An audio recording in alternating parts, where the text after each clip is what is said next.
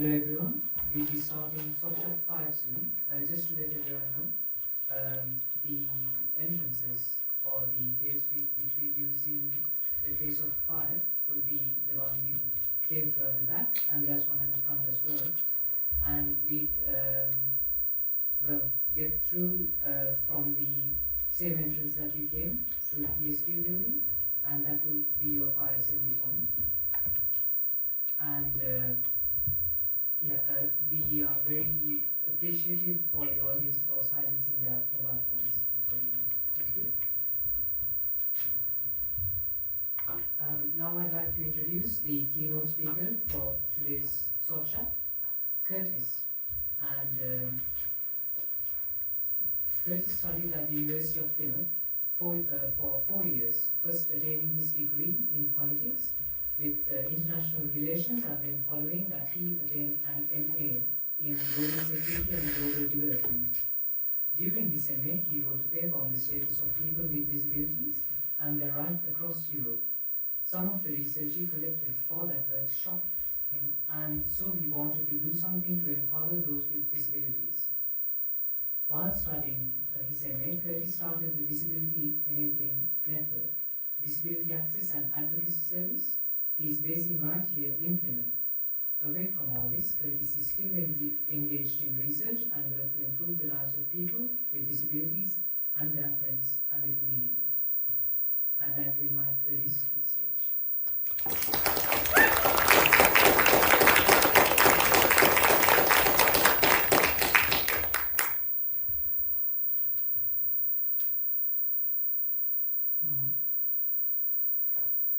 The clicker works and the mic works, which means we're all good. Right, so hello. As Mr. so kindly said, I am Curtis Maxwell, and this is some of the research that I've been doing, and it's looking at the United Nations Sustainable Development Goals and answering the question, are they really designed for all as they claim to be? So, first of all, I think it's really important with things like this to discuss the person who's on the stage. I was at a educational conference yesterday, and some of the individuals that were speaking had conversations with me after the sessions, and I think they kind of realised that some of the language they were using wasn't necessarily the best for people with disabilities, and I think I've made one person think about their whole career choice within about 10 minutes, which I felt really bad for, but equally kind of, yeah. So in the first picture on the left is when I graduated from the MA, where I wrote my dissertation in disability rights across Europe. I looked at the UK, Germany and Sweden. It will come as no shock to most people in this room. The UK is the worst of the three. As a result, I wanted to try and set something up that helped those with disabilities, because I felt like I was going to fall into some of the percentages, and I just didn't want to. So I said, if I'm not going to be one of the problem people that they seem to label me as, I want to be part of the solution. So I set up the Disability Enabling Network, and that is its logo. And the picture that is very, very unflattering is when I won the £10,000, the £5,000 grant from the university. And then the one on the farthest right was the day that it was decided that I would publish some of the research that I used for my dissertation in a separate paper with PG, who runs Global Plymouth. So, on to the question, are the goals and are the SDGs for everybody? The short answer is no. They are failing, and so that they are, according to the UN, a call to justice, a call to action to end poverty and inequality, while protecting the planet and ensuring that all people enjoy health, justice, and prosperity. And the two stressors and the things that Parliament's talk about the most is that it's critical that no one is left behind, and we must help those who are furthest behind first, and one of those groups that is labelled as needing some of the most help is those with disabilities. One of the reasons I think it's failing is because you have to ask the question, who made the goals? These goals are created by states who, I would argue, are developed, who consider themselves developed, and they are a roadmap for those states that aren't as developed. But in some of the areas that we're going to look at today, the most developed states are failing, and nothing is being done. Another thing I would also stress is I'm looking at people with disabilities specifically, but any underrepresented groups are being marginalised by the SDGs. It's not just those with disabilities, and it goes a lot farther than I can present today. Another problem with the Sustainable Development Goals is some of the language. Some of it is too vague, so some of the phrases, it's kind of, you leave yourself asking, what does that phrase actually mean, and how do we operationalise that? And some of it is too broad. They are trying to save and help and assist too many people, and quite often people with disabilities are grouped in with women or children or the elderly, and in grouping people together like that, when you're trying to come up with frameworks that help those people, needs can go ignored, so yeah, I think it's just too big. So I argue for a redefinition of the entire thing. Smaller goals would bring more manageable targets as well as better accountability. Right, so what I've done with each of these, they're split into targets, which are the things that they're trying to meet, and then into indicators. And I've highlighted some of the key phrases that I'm going to look at. In this case, they want to aim for low poverty. That is somebody who's living on $1.25 a day. And according to the UN, those living in extreme poverty struggle to fulfill the most basic needs: health, education, access to water and sanitation. So we look at target 1.3. They want to implement nationally appropriate social protection systems and measures for all. I'm just going to warn, if you're not a fan of over-politicised language, this is not the talk for you. There's a lot of it. So that means things like pensions and benefit systems that are trying to help those with disabilities. However, I feel like the measures for all is a bit much. So if you're going to create a social protection system that is aiding those with disabilities, I might need money that goes towards building ramps or talks around disability language and how you address those with disabilities.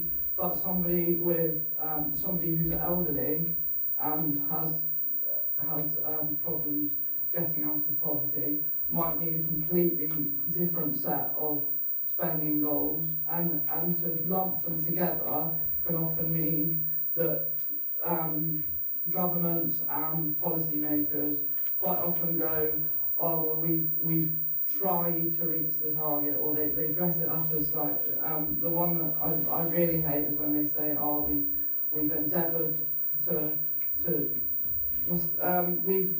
we've tried to meet this target, or we've tried our best, and it's like it's not really changed much. And then you look at target 1.4, they want to give equal rights to economic resources. Again, what does the phrase economic resources mean? Does it mean jobs, for example? And if it does mean jobs, then you've got to again look at the wider scope for those with disabilities, because if you can spend money on promotion of programs that help those with disabilities get jobs, but what if the office that you send them to then has steps? It's like, great, you spent all this money putting me through these programs, but I can't actually do the job that you've employed me to do. I mean, one of the big ones that I've always remembered is when I went for benefits check, and we got to the building and it had steps, and it's like, how's it supposed to get to the check if there's steps? So it's things like that have to be considered, and the UN does put does say that the way out is policies, but I think, and this is where I need the script, I think some of these again are they group people together too much, and the policies are very much language that doesn't necessarily achieve a lot.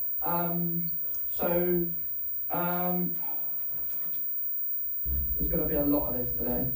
You'll have to deal with. You'll have to bear with me.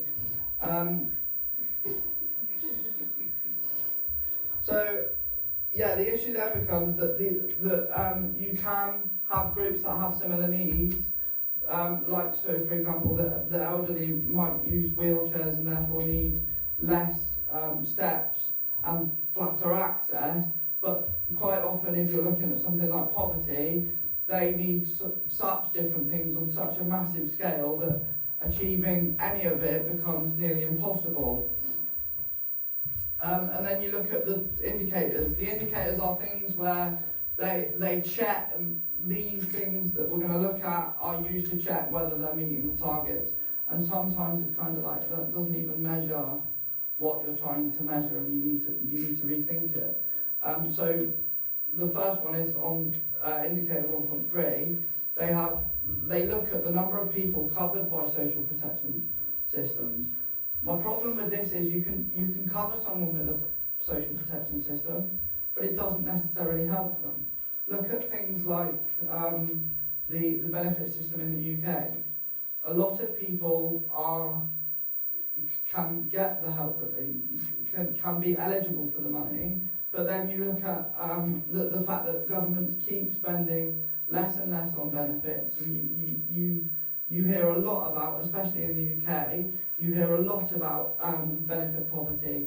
They're on benefits, but they're still in poverty. So looking at the number of people who are on these things doesn't necessarily ensure the quality, doesn't make sure that the social protection system is actually helping those people out of poverty. And again, you see that people with disabilities are lumped in with other groups. That makes it harder to make sure that you are helping those with disabilities, and easier to kind of for governments to go, oh well, we've helped those who are elderly, or we've helped those who are women, and therefore because they are in this group of people, we've helped those with disabilities. They don't necessarily have to help all three groups in order to meet the target. The big problem phrase I've got that will keep coming up is in indicator 1.4.1, which is the proportion of population living in households with access to basic services. Basic services, what does it mean? Because basic services to me means a ramp or flat access or a lift, but for someone who's elderly, they might need a support with somebody like a carer coming in. I certainly need carers, but then I've got friends that don't, and elderly people don't always need care, and it becomes really difficult to define that basic service, and the UN don't actually offer any definition of it. It's just there as a phrase, and you can sort of, as policy makers, you can then implement your own version and sort of infer what is meant by it, and therefore get away with, I think, not representing those people that you say you are. And then 1.8.1 and B, they just look at how much are we spending on programs to help those out of poverty. Not again looking at the quality of those programs. And a lot of the programs that start can do so much good work, and then the funding gets pulled from a program, and the people who it was helping originally get left behind. And that's not just, again, it's not just a UN it's not just the UN that does this. The UK can do this with a lot of programs that they start. They'll start a program of helping people, and then all of a sudden it gets pulled, or like furlough, for example. I know that was a big spending program, but I know a lot of people were relying on it, and then when it fell through because of the spending pressures that it was creating, a lot of people, there's been papers written on the poverty that the pulling of that fund then caused.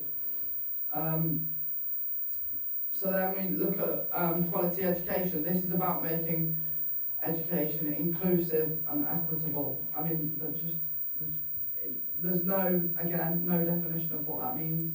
It's, if you can come up with your own definition, then you're meeting the targets. In target 4.3, it says that by 2030 the UN wants to eliminate all gender disparities across education and give equal access to all levels of education. Equal access, again, what does it mean? For someone who's got ADHD or dyslexia, they need more support in the classroom. For someone who's in a wheelchair, I mean, I was fine with spelling, I needed a word processor, but other than that, if I had the access to the classroom because it was flat or I had assistance, then I was fine. But I've equally got friends who really struggled through school because they weren't given the support.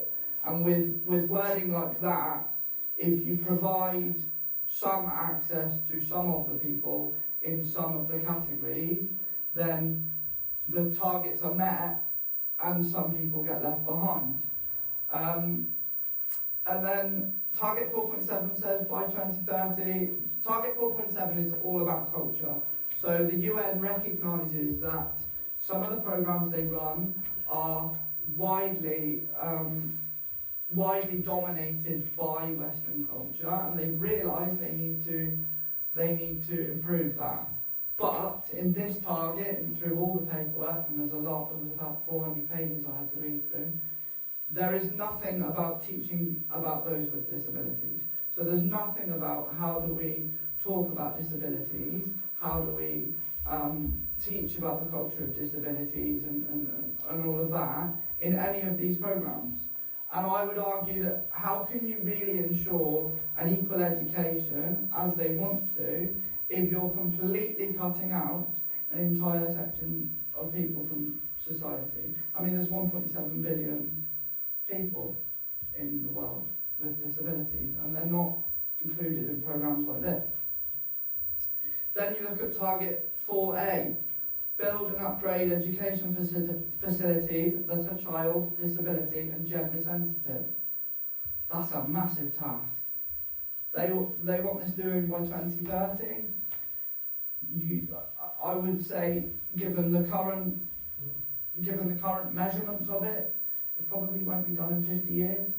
So it needs to be made smaller so that even the smaller changes can help those quickly, can help people far quicker than what we've currently got. And the indicators, again, it's just numbers. You're looking at the number of female and male students and others who are in programs with disabilities. That doesn't necessarily mean that they're getting a quality education. There's a lot around, my personal experience, I went to a special needs school when I was a child, and it turned out that all of the maths classes and the English classes, I could fly through them, and it got to a point where I'd fly through them and then I'd just sit and I'd mess around, or I'd wind the teacher up, or whatever it was, and then I'd struggle in mainstream. But then my parents went, well, if he's doing well here, why are we keeping him here where he's doing well, but he's doing too well, and he could thrive in a mainstream situation. And it's the same with stuff like this. Measuring just the numbers of people in education doesn't necessarily mean they're getting a full education. again, the indicators for the global programs are things like world religions. So I had a program in secondary school that looked at beliefs, values and citizenship, and through every term we study a different religion, but there was nothing on disability. So in the curriculum I was like, this is all about people, different beliefs, different values and different cultures, but you're not including anything to do with me, and it does have an effect on the student then, because you feel like you're not noticed in the curriculum and you haven't got a voice. And then again, that phrase comes up, basic service. Proportion of schools offering basic services by type of service. I don't have a problem saying we're measuring basic services, but you haven't outlined what those basic services are. And with so many groups, that can be, that can be different again, and it leads to a system where the numbers never get better, less people are in education, less people in global education year on year, and it just doesn't, the programme's failing, but because they're doing the small bits right, they kind of keep up the potential. Yeah, we're doing stuff. It's happening. It's just happening slowly. It's not done. So then you look at decent work, and this is about getting people with disabilities and other underrepresented groups into decent employment. One of the big targets in this is achieving high levels of economic productivity through diversification. There's nothing on what that means. They say a little bit about how they want to widen the number of people in workforces, and they want there to be more cultures in workforces, but there's nothing about how you get people with disabilities into a workforce. Why not? It's a really simple conversation that requires something that goes along the lines of, what are your needs in the employment that you are trying to go for? They're not going to be, they might be massively complicated, but they might not be. I know I haven't got very complicated needs when it comes to employment, but I've never been asked what, and even at university, when I was employed with the university as a student ambassador, I was never, there was days when I couldn't turn up. I would say I couldn't turn up. They would then chastise me for not turning up, and I would quite often say, but I have outlined this to you in these ways, and then they go, oh, well, you didn't tell us in the correct ways that you had these rights, and it's like, yeah, because you never asked the question. I've had to force this into a conversation somewhere that then gets lost in a long email chain or in long discussions. So, yeah, I would argue that one way to diversify is to have those discussions around different needs. Then you look at target 8.3, promote development-oriented policies that support decent job creation. What does decent job? What is a decent job? And who are we trying to support? They are with the programs that they create, and I looked at a number of them. They are trying to create a wide range of policies that look at how we, apprenticeship programs globally. They look at all of that, but they have one where I had quite a comical look at an apprenticeship program that was for people with disabilities, and it was how to work on a building site. I'm in a wheelchair. What am I going to do, mate? Tea? You spill it. Exactly. And then you look at language such as full and productive employment. I hate phrases like that because it's productive by whose measurement. I've got friends who've got invisible disabilities who struggle to get out of bed on a daily basis, and for them that might be a good day, and therefore creating programs that where they could work at home might mean that you get a better, a fuller job for them, but it doesn't look good on the official statistics that governments and organisations look at, so they don't like I feel, and this is incredibly opinionated, but I feel like if it doesn't fit in their box, they don't want to create it because it just doesn't work for them. And I just feel like you are saying that you want to be more representative while also saying we don't want to do the thing that you need us to do to represent you, which doesn't make any sense to me, but there we go. Again, you see that people with disabilities are lumped in with other minority groups. It's that thing of efficacy. If you're trying to promote all of these groups and build policies for all of these groups, you are going to spread yourself too thin as an organisation and therefore fail some of these groups. And target 8.8, now I've got a real problem with this one because I wrote a paper on it. And it says protect labour rights and promote safe and secure working environments for all workers. In the UK, if you've got a disability, there aren't actually any labour rights. So you don't have, you don't have something that says how many hours can you really work as a person with a disability, what does your best day of productivity look like, and how do we help manage that? And there's nothing like that. It's just sort of, here's a 9-to-5 job, work it with a disability, and falls to the conditions you've got and the things that you need to do. And then you get chastised for having that. So even like I said earlier, is that thing of developed nations telling people you need to have labour rights policies, and in the UK we don't have it. So we can't then go to the undeveloped nations and say, can you build this please? Look at yourself in the mirror, build the policies that you want to see, and then inform better practice around the world. Then you look at the indicators.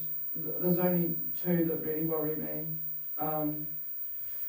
The average hourly earnings of female and male employees by occupation, age and persons with disabilities, that is not a good measure. Because if you've got all these barriers that exist for those with disabilities into employment, how are you then going to be able to understand that the reason they have lower hourly earnings is because of the barriers, not because they're not there for the jobs? And then again, the labour rights, we don't have any. So I feel like, and a lot of countries don't, and I feel like if you're measuring that, you're just going to measure that and go, that's really wide, that's really poor worldwide, but then not draw the deeper analysis that's needed to make the difference as to why that might be. Right, the final one I've looked at is industry. This is how we build resilient infrastructure, things like transport and roads and things. There's only one target in this, and so I've put indicators underneath as well. It says develop quality, reliable and sustainable resilient infrastructure. What does the word infrastructure mean? Does it mean, there's no definition for what it means. They've just said infrastructure and given a few examples. Those examples though are incredibly broad, and it's like, well, it could fit in infrastructure, but it might not, so we don't necessarily know where that fits, and therefore we don't know whether we can measure it. And also, the infrastructure that's needed for transport and for different groups is so varying.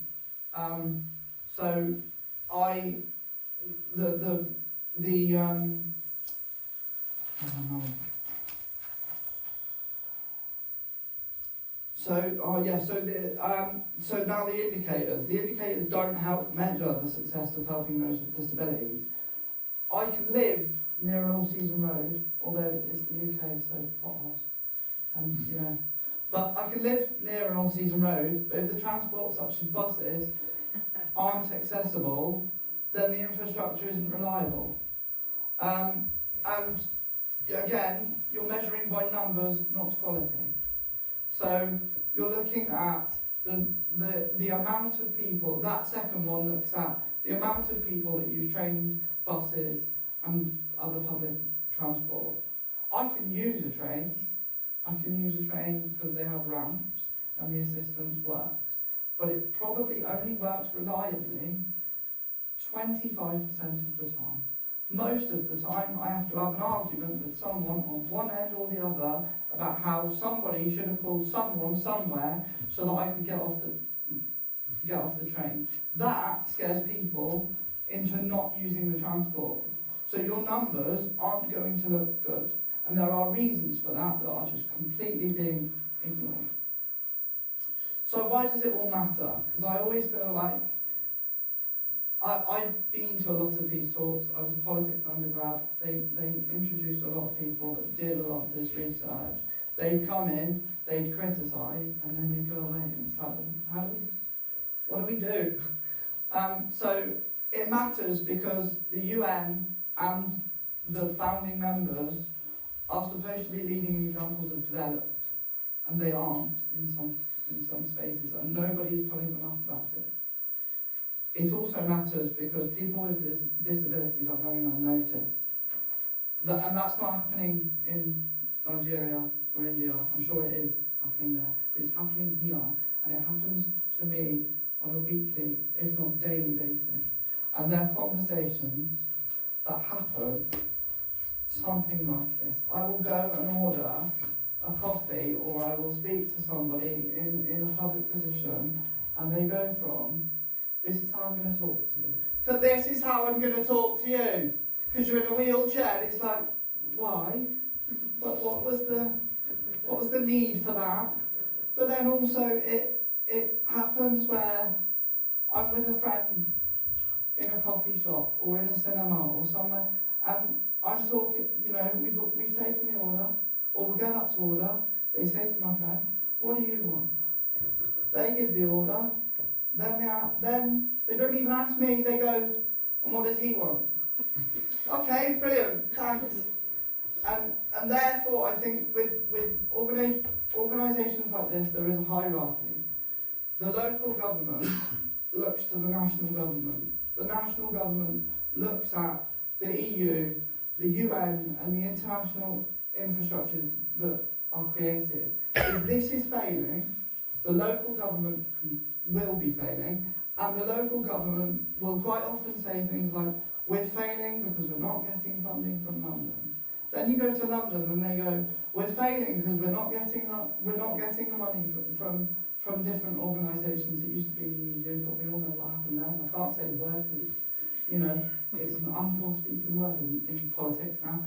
But yes, these things are connected, and it's not just it's not just a discussion. They aren't just organisations that are international. The UN's in New York, but it matters here today, and it impacts people here today. What can we do here now? So I ask that you remember whose disability it is. Give the agency to the people with disabilities. Ask the questions. If you're not sure, ask the questions. There's going to be a really awkward point where you ask somebody with a disability who's in a wheelchair or not, what are your needs? And they'll go, because they've never been asked that question. They know what their needs are, but they've never been asked that question. So it's like, I'm a little bit taken aback that you just asked me that question, so give me a minute. I mean, I was talking to a wonderful woman yesterday called Ella, and we were having a discussion about her needs at university, and I said, what are your needs on a day-to-day basis? Like, before you've got to uni, give me the process of getting up and getting up. And she went, how does that connect to uni? And I was like, because if you can't get the support that you need at home to help you into your chair or out of your flat, you can't get to uni and therefore you can't get the education. And and then I said, you know that by telling people what your needs are, you're helping the next generation of people and the institution understand what it might do better. And there was this moment on her face where she was like, oh. And she went, I've got power. And I was like, yes, you do. So yeah, and I think it's important as well that people who don't necessarily know how to have these conversations, and the people that aren't affected by it, have those conversations anyway. Open that door and ask those questions so that on a smaller scale, people with disabilities start to feel like they matter, because there's too many days when I feel at certain points I'm invisible and what I do doesn't matter. And reframe the way we see disability. I am sick of people seeing the chair. Like, the chair's how I know that I'm. It looks snazzy, I don't mind that you stare at it, it's fine. But there is so much more to me as a person than the chair. And I always hate the phrase disabled person, because the word disabled means it doesn't work. So you're saying a person that doesn't work. So I always use the phrase person with disability, and I've started using that as a general practice, and the people who I talk to who are in regular contact with me have actually said the way you talk about disability has made me, go to an official who's going to help me get diagnosis with my disability, because you really do own it and you make me feel like I want to own mine. So even just a phrase like person with disability puts the person first, and it's so small but it's so major. Also, there are 3 groups in Plymouth that really do care about changing the definition of disability and changing what it is to have a disability. And I would really encourage to if you want to educate yourself, to have a dialogue with these 3 groups. And yeah, if you've got Instagram, please follow. Because as much as it doesn't feel like it changes, if I can say to an organisation, I've got this many followers, so having these discussions and being on my platform is going to get you public, is going to get you seen by the public. Having that number of followers does matter to the people that I talk to. And with that, I'm done.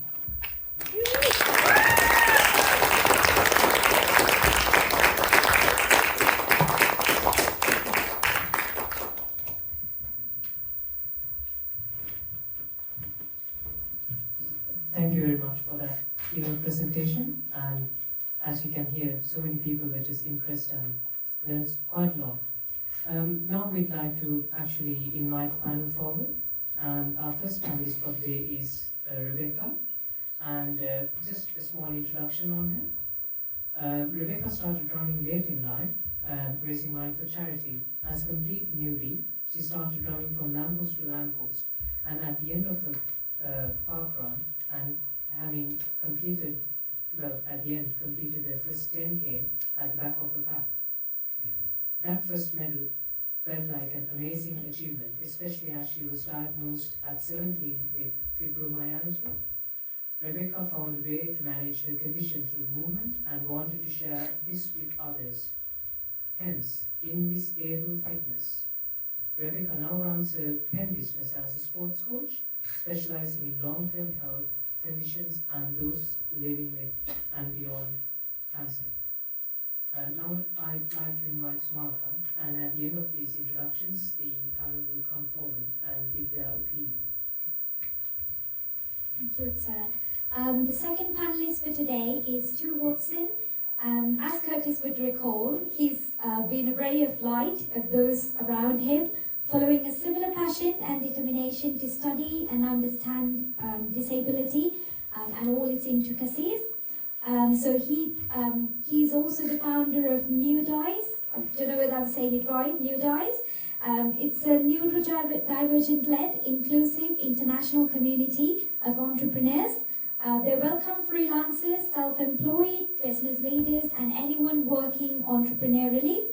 Working collaboratively, they support the development of new cultures and ways of working that allow people with different ways of thinking to innovate and create solutions. Neudice also supports neurodivergent people to develop their full business potential and by using their experiences to help businesses to develop their neuro-inclusive cultures. That's our second panelist. And for third panelist, we have Doa Shaya. So in the tapestry of her life, Doa is a resilient Muslim woman in a wheelchair. She emerges as a formidable force challenging societal norms. As a GB para-powerlifter, her journey transcends the weightlifting platform, becoming a testament to its strength, both physically and also metaphorically. In the realm of advocacy, she passionately campaigns disability rights, disrupting prevailing narratives that limit the potential of those with diverse abilities. Each lift echoes a defiance against the constraints society imposes as she strives to redefine perceptions of ability and redefine what it means to be powerful. Through the fusion of faith, athleticism, and advocacy, she weaves a narrative that echoes far beyond the realms of sports, a narrative that challenges, inspires, and stands as a beacon of hope for a more inclusive and an accepting society. If we could have the panelists come forward just to give a brief opinion on the keynote. Want me to come forward first there? Tonight?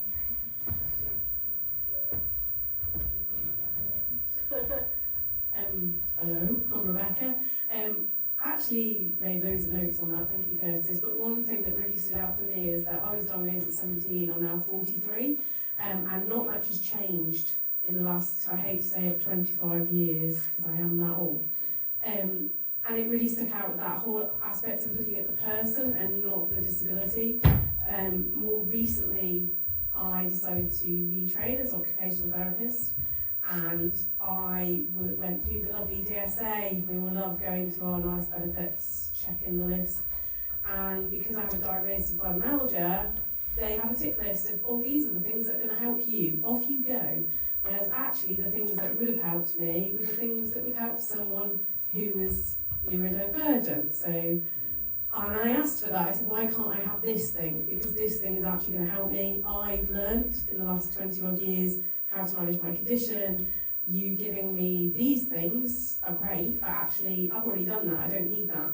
I need this thing. And it'd be like, no, you can't have it because that's not what someone with your disability will need, because they know better than the person living with it for the last years. So my summing up of that is that I think the biggest key point is speak to the person, like we do with everyone. You know, what do you want to eat for dinner tonight? What's your thing that you want to eat? Well, do you know what? I don't care that you want pizza. I'm going to give you curry, even though you're allergic to it. It's that kind of essence that we need to take forward in life with everybody. And the fact you're all here listening is amazing. So thank you. Fantastic. Everyone hear me okay? Perfect. There's so much to say. I've got a whole page of notes that I scribbled down. So I wasn't quite expecting it, but thank you, Curtis. I've sort of avoided looking at the Sustainable Development Goals for about sort of 6 or so years now, since I last had a sort of foray into them. So to be kind of invited to confront them again has definitely been stimulating, challenging. To frame some of the discussions that are going to happen later on, the thing that Curtis really connected me to from the kind of neurodivergent cultures that I work within are something called the double empathy problem. If you've heard of it, fantastic. If you haven't, Damien Milton, 2012, double empathy problem. It kind of frames how power dynamics set up some kind of harmful dichotomies and binaries that actually don't quite intend what they mean to. So in Curtis's talk with these UN Sustainable Development Goals, the overarching thing seems to frame it as developed is good, undeveloped is bad and we're doing things right, which that makes me feel very uncomfortable, and I don't know why, but what I've learned in the work I do is actually when you have that discomfort, that's probably a pretty strong signal that some of your privileges, some of your biases, some of the things you don't understand about your own thinking are really worth exploring, digging in deeper to see how those power dynamics are actually affecting what happens. So yeah, double empathy problem is what I'm going to carry into the second half of these discussions to try and work through my to-do list that Curtis has given me. Thank you very much. Thank you. Hi everyone, my name is Dora Shaya and I do a lot of public speaking and a lot of disability activism. I think just looking at me represents a lot, so I don't really have to say much. But I think I really get, the motivation and the encouragement to do what I do through going to businesses, speaking about my lived experience. I'm a woman with many intersectionalities, so I'm a huge tick box for a lot of people, and I don't mind that as long as I can do something with it for the community and to open the conversation about Muslims, to open the conversation about disability, about being a woman. I think those are very important topics, and we need a safe space to be able to address them and discuss them and have an honest conversation. And I think we'll never learn from anything if we're too scared or fearful to sit and have a human interaction, and I know we're talking a lot about strategic things, and I'm not that much of a strategic person. I'm more of a emotional. I embrace my emotions as a woman, and I think it's so important to be comfortable in having humanity and one human to another. We may not look the same, however, we are human beings, and that is a commonality that we have, and it's about understanding one of our problems to each other and understanding each other to bring us together. I think that's a really important part of this. So thank you very much, Curtis, for the opportunity. I'm very grateful to be here with you all.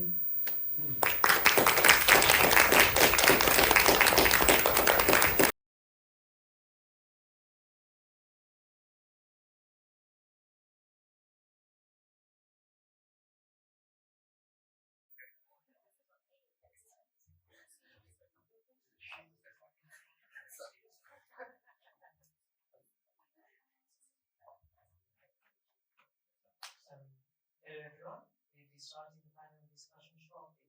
Just to let everyone know, the format would be the audience would ask questions from the panel, the keynote speaker, and we'd like the questions to be sort of a base question, the first question and a follow-up question, so that each of the audience members gets a fair chance to ask their own questions within the limited time we have. They can decide. And of course, we do encourage if you all have the questions, you all can type after the event or by email, as they have shown their social media. Thank you. And with your questions, if you raise a hand, I will come and bring the microphone to you, and you can ask questions. Thank you. First question, would anyone like to start?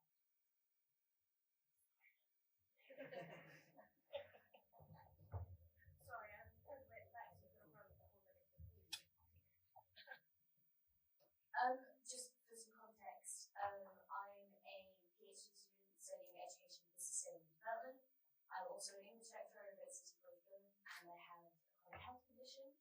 I'm also neurodivergent. There's a whole list, but it's very pertinent to be here today, so thank you for speaking. But I'm drawing on my background as an educator. What do you feel in raising awareness about the lack of parity when it comes to accessibility to the Sustainable Development Goals? It would be great to make younger people aware of so that they can take action for these things. Yeah, there's a lot of levels to that question. It's all about the language that's used, and it depends who you're talking to. So if you're going to introduce younger students to the goals, then I think you've got to talk about,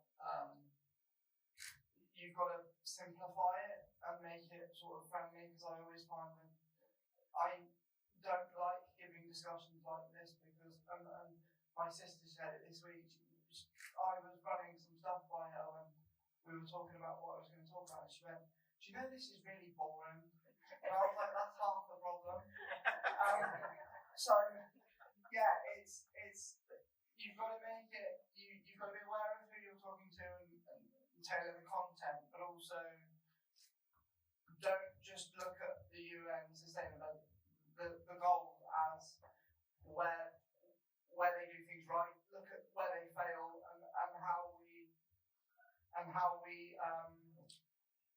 improve. Like talk about where they don't get things right. Talk about where they fail, and sort of stop seeing the institution for this is all the good they do, and let's colour over the bad sort of thing. I hope that sort of answers the question. That's fantastic. Sorry, it was a very good question. Brilliant job. Anyone else?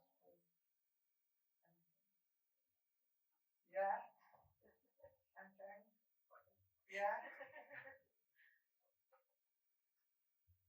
Thank you. So, good question. I was going to give a really specific example. So, Curtis kind of looked up towards, I made a little note here which said action, and then one way was getting the UN to listen, and then the other way was what will we do in Plymouth tomorrow? So Curtis has definitely asked to answer the I'm going to get the UN to listen, and I believe you will do that. So I'm excited to see how this all goes. What are we going to do tomorrow in Plymouth? I know what I'm already doing. So I've got a 4-year-old who's started school, and that was the first moment of sheer terror for me to see the education system in full force. We're a neurodivergent household. We kind of meet our support needs in the ways that we can. Good examples like noise cancelling headphones. So this 4-year-old spent 4 years growing up with access to supports like that, and it's just completely, I don't use this word lightly, it's completely normal in our household to grab a set of headphones if you need them because something's too noisy. There'll always be conflicting sensory needs. In school, there's a kid that had headphones on, sending came home one day and was like, "Oh, it's really noisy at choosing time." I bet it is. It's noisy enough with one child in the house. Me. Can I take my headphones to school? And I was like, "Yeah, absolutely." The school just absolutely hated it and started saying things like, at all costs, that's a last resort to have those headphones there, just putting in all these barriers. Yet the SEN unit on the school has a kid who did have headphones and is allowed them. And Selen's very articulate for 4-year-olds saying, "Well, why can't I use them when it's too noisy for me?" So already at 4, I'm having to start trying to explain how these sort of systems of power and hierarchy are already having quite a different sort of profound impact on their life that they are aware of. So what am I doing in Plymouth tomorrow? I'm just going to keep challenging those little moments like that to make those accessibility changes just commonplace. If it's too noisy, stick some headphones on wherever you want. I was using the aquarium a minute ago because that was really, really loud.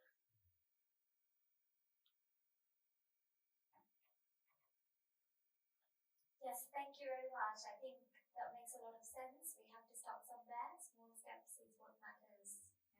Yeah. Do we have another question?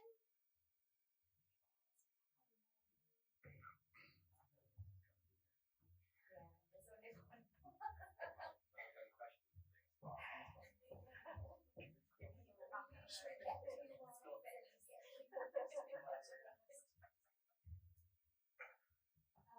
As someone with less obvious disability, how can I advocate for myself in the workplace without losing a job? Because the moment people hear that I might be unable to keep long excuses things, or I can't do like heavy lifting, or physical work, and I'm also dyslexic, so I take them off the reading run. How can I advocate for myself without coming across as argumentative, rude, and is there any resources that you guys recommend to look up these things? Because I've lost countless jobs because people don't see or accept things. That is such an important question, and I think it's a question that is on so many people's minds. especially those of absolutely, those with hidden disabilities, which in a lot of my talks, I do mention hidden disabilities because I think they are a whole kettle of fish that nobody even goes to think about because you can't see them. Sometimes I feel that it's easier for me because it's so clear, whereas for someone that is hidden, it's a whole other battle. And I think there's a fine line between making your needs known but not being entitled to have to. I think I'm so aware of myself and how I come across, and I'm constantly analysing it because I don't want to feed into the narrative of she's going to be a resentful, bitter, angry woman. Let's just back off and not even speak to her. I don't want to give that impression because I already feel so many people have that of me. I want to steer away from that, but also I don't want to do myself a disservice by not making myself and my needs known. So I think the only and the best way to do it is to be articulate in what you need and to be respectful, be graceful, but also be a powerful woman with a voice and to use it in a way that isn't controversial, confrontal, but enough to be heard. And sometimes you do have to get your voice across, and that's okay. It's okay to be angry, and I say that to a lot of people because if you lived my life, you would be angry, and you would feel victimized. But don't give into that narrative. Don't keep yourself in a prison that society is already keeping you in. If you got, I feel like you want to say something else. How do we get to that? Because everything has a closed door. So when I say, oh, I can do this job, but these are the needs that I need to be met, or you can't put in through the job interview, and then I've had people literally go, like take back a job offer because I've asked for, I've had to do a job. I still do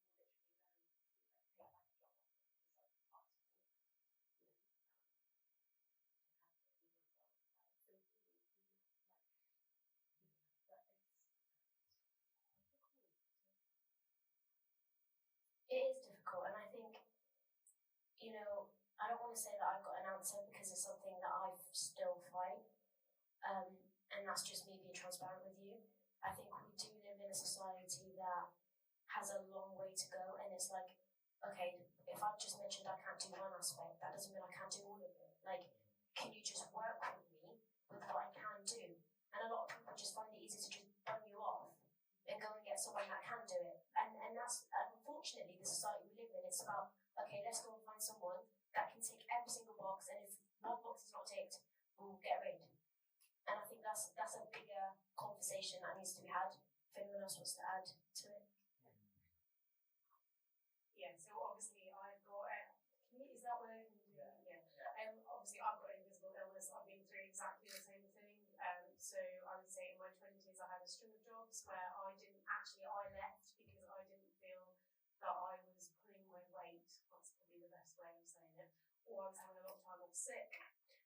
My biggest thing is, if an employer is doing that to you on the interview, do you really want to work for them? No. That's my first thing, is actually to have that power.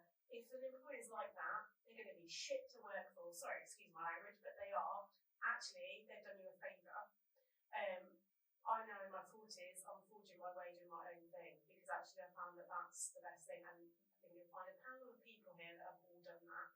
If you look at any top business people out there, they're either dyslexic, they've got ADHD, they've had something happen in their life that's meant that they've gone their own way. I will say you have a lot of super strength that you don't know you have.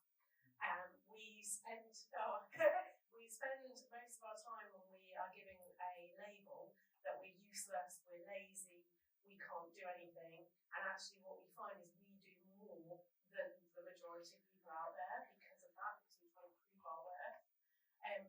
You will find a job, I promise you, that will see your worth. I think it's just about you. What I found was sitting down and going, what are my skills? And actually, how do I tell an employer, that I have these skills that no one else has? negotiation skills, you will be the best problem solver out there because you have a disability.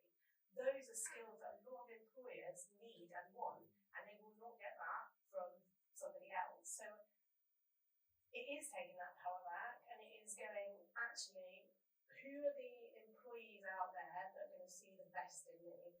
And now I'm making you cry, so I'm sorry. If you want to hug afterwards, come see me. The other thing that I will say massively is, although there isn't, in theory, looking after us, the best thing I found is why I retrained was an OT.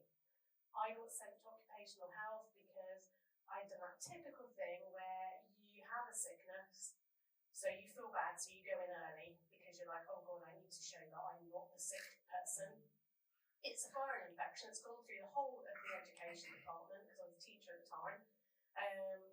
Dave's had it for 3 weeks. He's been off for 3 weeks, but because he doesn't have fibromyalgia, it's one lot of sickness. I went in the day after feeling a bit better. Obviously, I was still ill with the virus. I went off again. I went back in. I went off again. I went back in. So now it's 3 sicknesses. So now I'm seen as someone who's sick a lot, as opposed to Dave, who just was off for 3 weeks because he's sensible.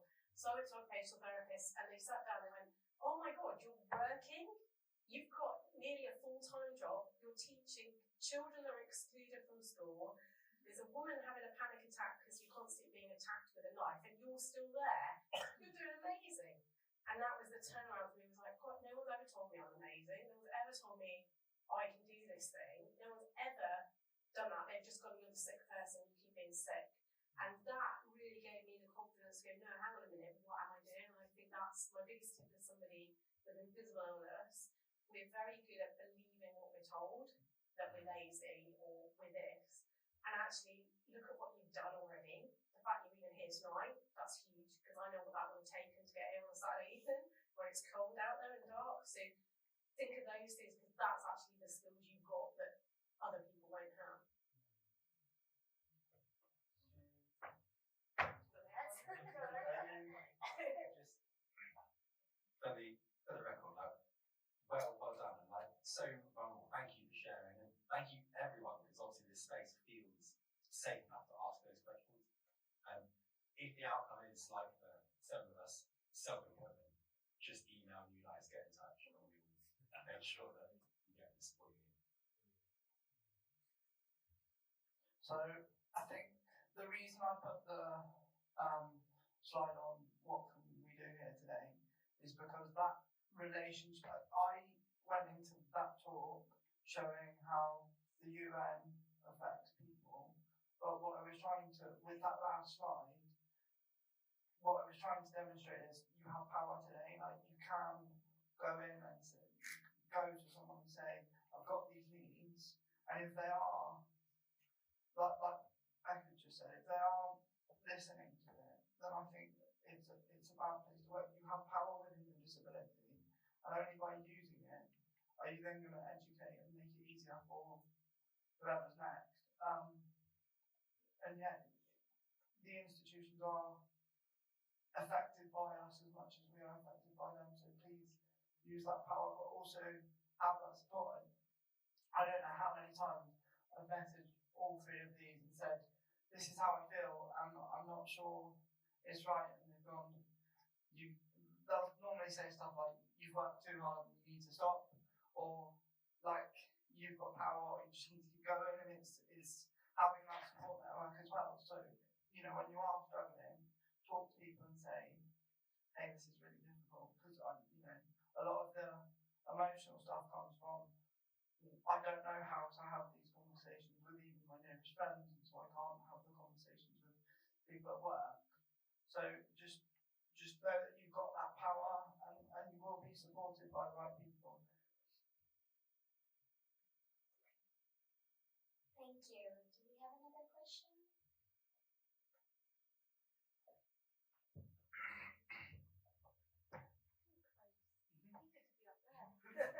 Hi guys, my name's Shaw. I'm a marine biologist here at the uni, and some questions going to be based around that. 71% of the world's surface is covered in water, and Britain being Britain's ocean city, and putting a lot of branding on that, and a lot of the UN's sustainable goals aim towards life in the water.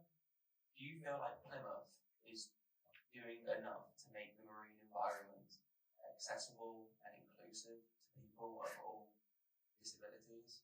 Do you feel like they sell, or like they make it accessible, also educate you on the things that you can do for everybody? Who wants to go first? Yeah. I feel like some of it is, it's the same. Like, you're not gonna. I once said to someone, I'm not trying to get you to like knock down the whole of Plymouth and rebuild it as accessible. So there are going to be parts that you just can't access. Sadly, like, I hate saying it, but then there are also things like that advertisement of how the language that they use around certain things impacts people on the micro level. And I think there's a lot more that needs to be. So, for example, there are boats that have wheelchair access, but they cost money. Whenever you go to someone and say, this is what you need to do, they'll go, right, but we don't want to spend that money. So I think that's the biggest, or one of the biggest barriers to for people with physical disabilities. Do I think they're doing enough? Probably not, but I do also understand that anyone else?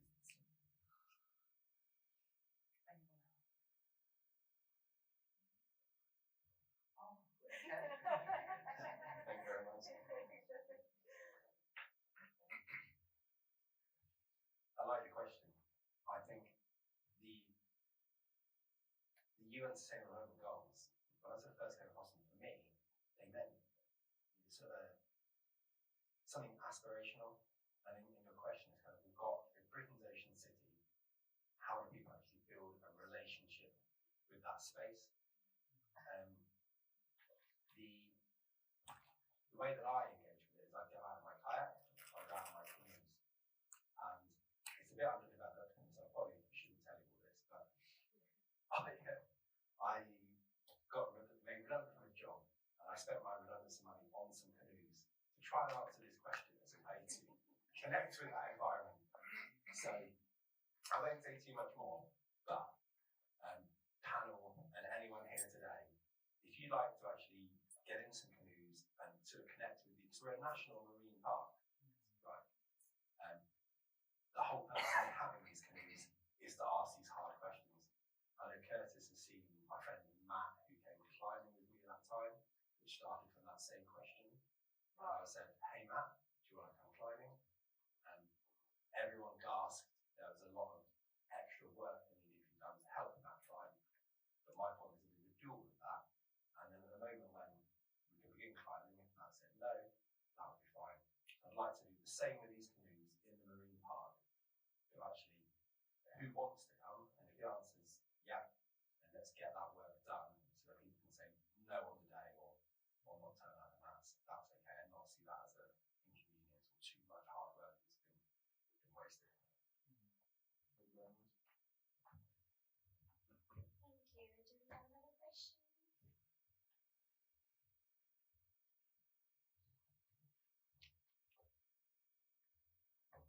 So one of the things that you said was about the having like the elderly people and the disabled people and the children all in one category. And one of the things that I think about quite a lot that applies to me and it sounds like it applies quite a few panelists as well is the intersectionality of identities. So I'm disabled and I'm neurodivergent and I'm queer and I'm trans and I'm predominantly feminine presenting, and that comes with a lot of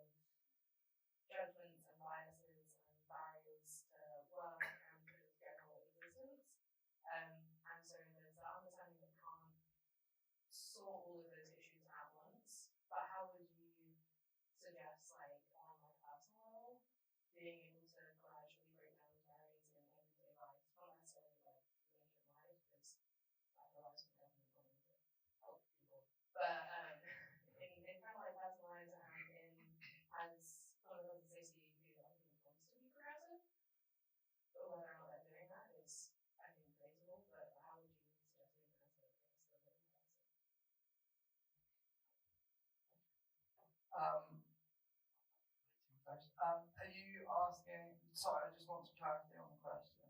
Are you asking, as an individual, what can I do to, what the individual steps I can take to make this better? Or?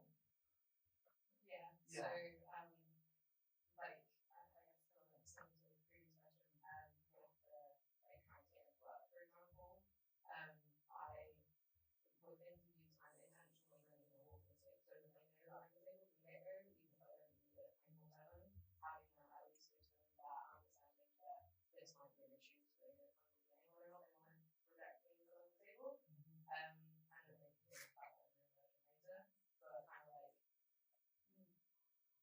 yeah, making it clear what things can be changed and also what barriers are, it's like the same thing in place, I guess. No, I think for me, I've always been, I really struggled when I was 14, 15 in accepting my disability, because it was like, do I want to accept the label of disability? Because then I might become all about my disability, and that might then mean that the only jobs I get are jobs that are disability centric. We want you to build policy around disability because you have a disability. And then I don't know what it was. I think it was talking to the therapist that made me go, hang on, you've got a disability, so if you like the disability policy, you're the perfect person for it. So overnight, I kind of went, well, I'm going to own the label, I'm going to use the label, and eventually I'm going to knock on the right door. Someone's going to open the door and, like, they're going to want to accept things that they have to accept. There's no, let's shield it, let's hide it, let's do the things to you know, make it easier for them. There's, this is who I am. You can take it, you can leave it. If you leave it, I'm gonna be upset about it, but I know eventually I'm gonna find my crowd. I think as well, you made a really important point about having an invisible disability or a less visible disability. I always think I'm quite lucky because my label travels with me. But yeah, it's just knowing you are these things and using them as power instead of shielding from them. And as hopeful as it sounds, there will be someone that wants to work with you on that. And I think it's just not hiding from those things, as hard as that is to accept. Because I found my group of people, and I know where I'm safe, and I'm just trying now to use that group of people as a support system so that I can make everybody else accept what, you know, the things I carry with me. I hope that answers the question, because yeah. I don't know what else is going on. I don't mind disability, but probably don't need this. I'm loud enough as it is. I think it actually makes me really sad. It made me feel sad when you said, I'll let them decide whether they reject me or not because of my disability. And I think it's like I said before, we have a tendency to look at what we can't do as opposed to what we can do. And I literally just watched a documentary last night called Full Circle, which is about a skier who's a sit skier, I think it's called. So uses a wheelchair and skis. And there's a guy, you probably know him. If you don't know him, you need to read about him. But he wrote this brilliant book called Options, which was about him having a spinal cord injury and then what he did in the 1980s. And then this documentary is kind of about this younger lad now doing sit skiing. Anyway, it said, one of the things that it said was, there's 1,000 things that they could do prior to having a spinal cord injury. There's now 900. Do you focus on the 100 you can't do, or do you focus on the 900 you can do? And that really hit home with me, because a bit like what you were saying, Curtis, in the initial, and I just spoke about this on break, in the initial getting poorly, if you become ill, waiting for a diagnosis, and it's like the miracle. You want that diagnosis because then you know what's wrong with you, and then you also know, am I dying? Because that's obviously the first thing. If I'm not dying, is it degenerative? Is that going to be my life decreasingly getting worse? And then you get a diagnosis, and generally with invisible illness, you get a diagnosis and that's it, goodbye, here's a leaflet. That has not changed in 25 years. And you get this diagnosis and you're like, what do I do with it? Because now I know what's wrong, but I don't know how to make myself better, and that's what we want. We want to be better, and we want to be how we felt before, and that doesn't happen. And I think the biggest thing for me, and how I then become successful in work, as it were, is because I accepted I have this diagnosis. It has meant that I have to adapt to my life, but actually what can I do with it? And as soon as I hid it, for 20 years I hid it, I didn't tell anyone what's wrong with me. The moment I started talking about what's wrong with me, the moment my life just opened up. And I met so many amazing people because of it, and I joke, it's like you open the door, but as soon as you open that door, it floods with opportunities. And I don't think, as hard as it is, as soon as we start thinking someone's going to reject us, we're kind of giving out that aura that that's what's going to happen. And I think we need to look at it differently, is that actually you may have to use a stick for mobility, but you're still mobile to get there. So it's really hard, and I'm not saying it's in our head, because I hate that when it's in your head, but what is in our head is our mindset, and it's how we view it. And I do think it's that looking at what you can do and being really clear for all of us, whether we've got whether we've got an illness or something that makes us slightly different. We are all able of doing lots of things, and that's what we should look at, is what we're capable of. And if we then go, yes, I can do these things, we then portray that to the other people for work. But I also will say that I do think Plymouth, coming from where I would see as very artsy, I've moved down from Norwich, Norfolk, it's still very white, that's the only thing I'll say. But it's very cultural, it's lots of different people, lots of people identifying with, transgender, or I can't say all the initials, but the LBQTXYZ, and all these things. And then I moved to Plymouth and I thought, oh gosh, what's Plymouth going to be like? It's a bit of a concrete city by the sea. I will say that I found that Plymouth is actually quite an open, accepting place once you find those people, and there's actually a lot of us. There's a lot of us here. So let's just take over the city and make it the southwest where we actually open up, and we are open to lots of the fact that we're a social enterprise city. All those things are just, I think, will open those doors. So yeah, just keep banging at the door.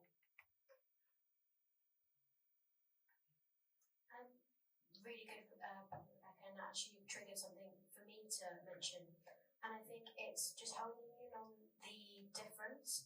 So, and I think that's, for me, where the point of where I actually started to see myself differently. So I went through the stages of grief growing up, of in denial, didn't want to accept it. No, I'm just like everyone else. I was on crutches. I didn't want to be in a wheelchair because of the imprisonment that it gave, that stereotypical definition. And after going through all those stages, and I think getting to the acceptance stage was where everything kind of changed for me, and my narrative changed within myself.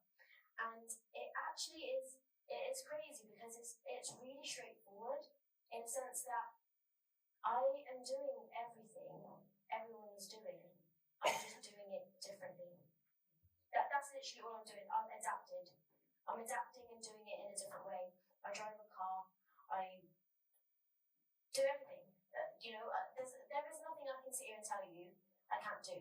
Like, genuinely, I will find a way to adapt, because for me it's always been adapt or die. I know that's pretty savage, but that's the way I've been looking at life.